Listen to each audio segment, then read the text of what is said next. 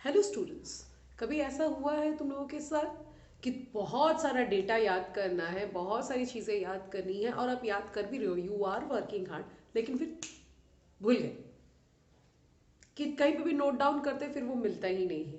So whenever you are in board, whenever you are appearing for board exam या आपके annual exams भी आ रहे हैं, तो मम्मी पापा बोलते हैं ना, सबका फ्लो चार्ट बना के रखो, सबका माइंड मैप्स बना के रखो, उससे याद रहता है। तो आज मैं भी ऐसे ही एक टेक्निक के बारे में तुम लोगों से बात करूंगी।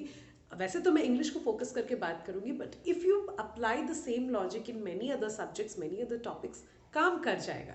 और इसके लिए आपको अलग से बना के उसको कहीं पे चिपका के रखने की भी ज़रूरत नहीं है। इसको आप दो तरीके से कर सकते हो और दोनों का दोनों ही वेरी इजी टू डू है।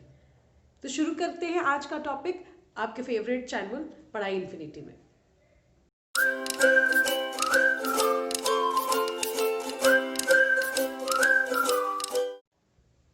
सो whether you are a student of board classes और एनी अदर क्लासेस, ये सारे बच्चों के लिए एप्लीकेबल है।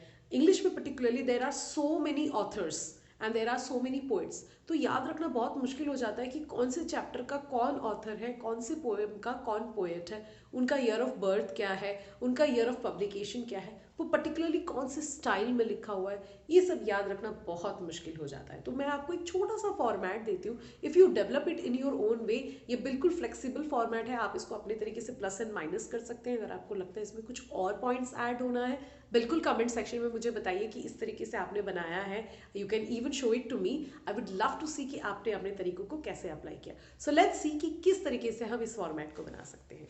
सबसे पहले आप देखेंगे, this is particularly for English, no matter आप सीबीएसई, आईसीएसई या फिर आप किसी रीजनल बोर्ड के हैं, स्टेट बोर्ड के, आप सभी के लिए सेम होगा। सो फॉर एग्जाम्पल, आप एक चार्ट बनाइए। सबसे पहले कॉपी में बना सकते हैं आप, उसमें आप कुछ पोर्शंस डिवाइड कीजिए। जैसे अगर मुझे चैप्टर्स का या पोएम का याद रखना है, सबसे पहले I will write the name of the chapter.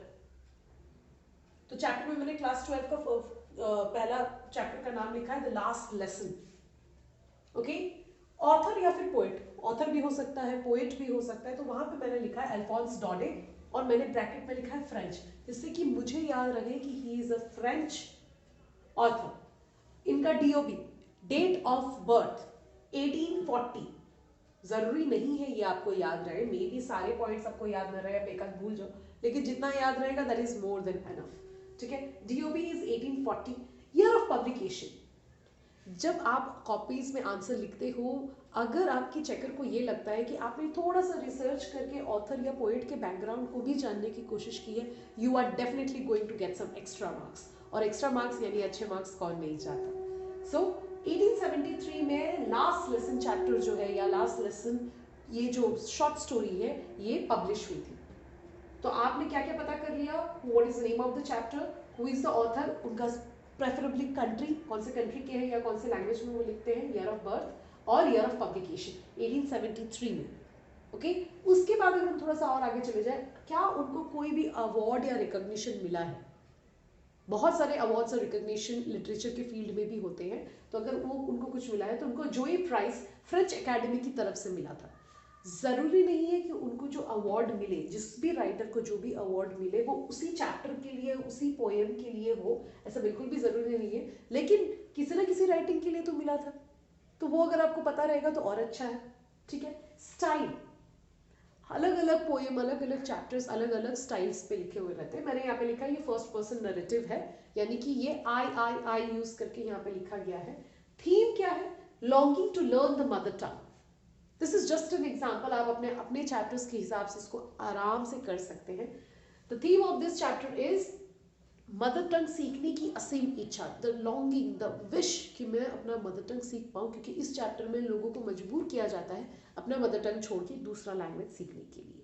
सो अगर आप इस टाइप का एक format, you take a page, you make some columns, और आप अपने नीड के हिसाब से प्लस माइनस करके इसको बना सकते हैं, not only in English but in SST also. SST में आपको बहुत हेल्प हो जाएगा, इन अदर सब्जेक्ट्स ऑल्सो।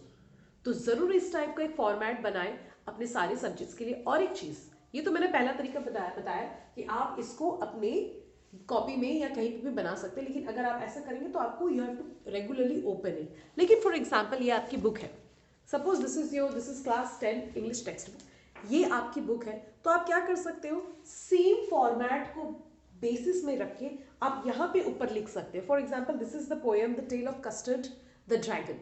तो आपने यहाँ पे नेम ऑफ द ऑथर लिख लिया, ईयर ऑफ पब्लिकेशन लिख लिया, अवार्ड्स लिख लिया, थीम एंड स्टाइल लिख लिया. और क्योंकि ये पोएम है तो आप यहाँ पे चाहें तो इसका राइमिंग स्कीम भी लिख सकते हैं. इससे क्या होगा, when ever you open this particular chapter आपको 1 और 2 लाइन में इसका बैकग्राउंड का सारा डिटेल्स मिल जाएगा. And the more you read the poem और the more times you turn the page, आपके सामने ये डिटेल्स आएगा. आप ऐसा करके सारे चैप्टर्स के लिए उसके ऊपर लिख सकते हैं. पहले पहले थोड़ा सा लगेगा माय गॉड मुझे कैसे याद रहेगा, but gradually it will trust be become very very easy. अब सबसे बड़ा सवाल ये है कि मैम ये सारा डिटेल्स जान के करेंगे क्या, उसको अप्लाई कहाँ करेंगे?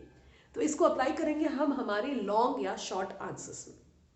फॉर एग्जाम्पल अगर आपको कोई चैप्टर से या किसी पोएम से एक लॉन्ग क्वेश्चन पूछा गया है, आपको बहुत कुछ नहीं मालूम है उस आंसर के बारे में, लेकिन आपको वर्ड लिमिट तो फुलफिल करना है. अगर 120 to 150 वर्ड लिमिट बोला है आपको लिखना ही पड़ेगा. तो वहाँ पे हमेशा से आप ग्रेजुएशन में भी जाओगे, आप हायर लेवल स्टडी भी करोगे, तब भी आपको इस टाइप का बैकग्राउंड डिटेल्स पता होना चाहिए विच स्ट्रेंथन्स योर आंसर. आप इन पॉइंट्स को यूज करके जब आंसर्स को फ्रेम करोगे, like for example the given excerpt has been given from the chapter The Last Lesson, which is written by the French author Alphonse Daudet, bracket में 1840.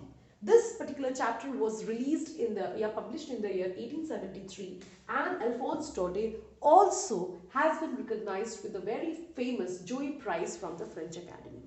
इस तरीके से अगर आप 2-3 लाइन सिर्फ इस इंफॉर्मेशन को मिला के अगर लिखेंगे तो आपका आंसर ऑलरेडी काफी स्ट्रांग बन गया है. आपके चेकर को पता हो जाएगा कि आपने रिसर्च किया है, आपने सिर्फ समरी पढ़ के एग्जाम देने नहीं आ गए हो आप. और इसी तरीके से there is always a chance कि आपको बेटर मार्क्स मिले. सो दोनों तरीका है, you can either make it in a separate copy और you can also write down the related details on the top of every chapter using this kind of a table.